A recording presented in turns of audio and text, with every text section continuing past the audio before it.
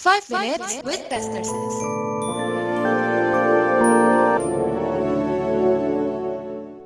Shalom saudara. Rick Warren dalam bukunya The Purpose Driven of Life mengatakan bahwa life is all about love. Hidup sesungguhnya adalah tentang cinta.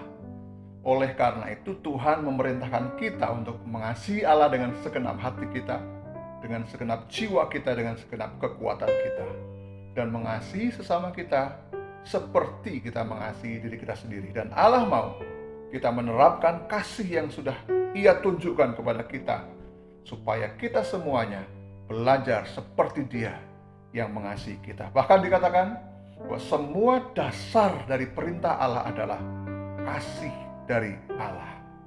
Saat ini kita akan belajar di kitab Roma pasal 12 ayat yang ke-9 dan ayat yang ke-10. Hendaklah kasih itu jangan pura-pura. Jauhilah yang jahat dan lakukanlah yang baik. Hendaklah kamu masing-masing mengasihi sebagai saudara dan saling mendahului dalam memberi hormat. Saudara dikasih Tuhan, ayat yang 9 berkata, hendaklah kasih itu jangan pura-pura, jauhilah yang jahat dan lakukanlah yang baik. Lakukanlah yang baik.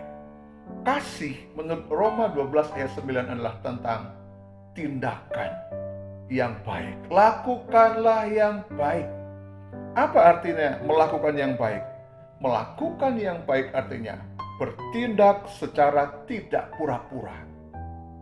Bertindak secara tidak munafik.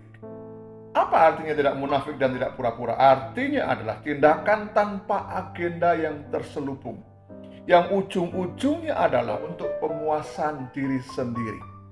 Kasih yang berpusat kepada diri sendiri adalah kasih yang pura-pura. Jadi kasih bukan berbicara tentang perasaan. Kasih itu berbicara tentang tindakan nyata, yaitu tindakan yang baik. Tindakan yang kedua adalah tindakan yang tidak jahat. Janganlah engkau pura-pura dan jauhilah yang jahat.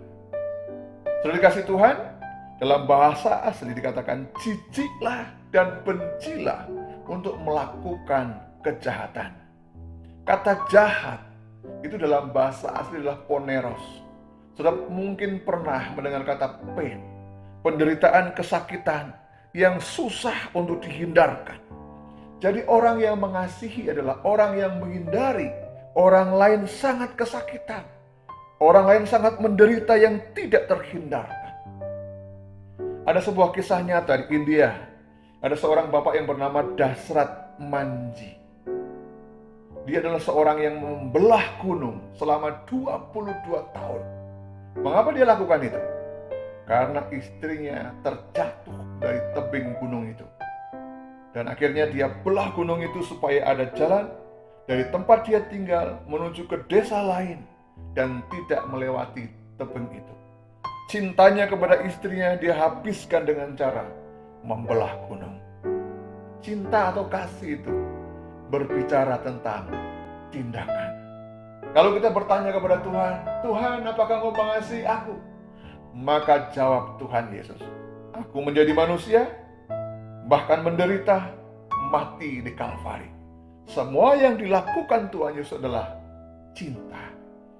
Bapak Ibu yang dikasihi Tuhan Yesus, menurut Roma pasal 12 ini, cinta berbicara tentang tindakan.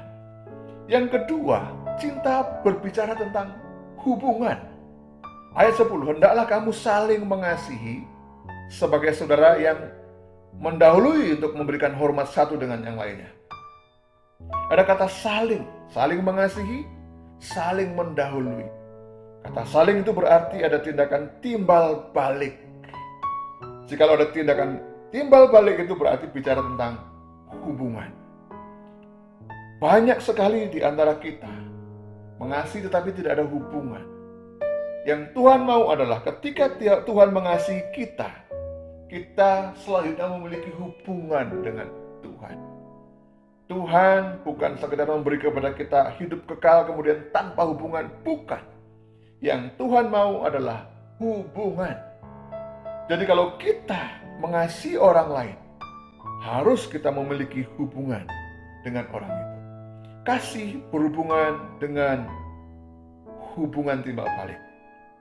Hubungan timbal balik di sini ada keterangan yang pertama adalah hendaklah kamu saling mengasihi sebagai saudara, sebagai keluarga.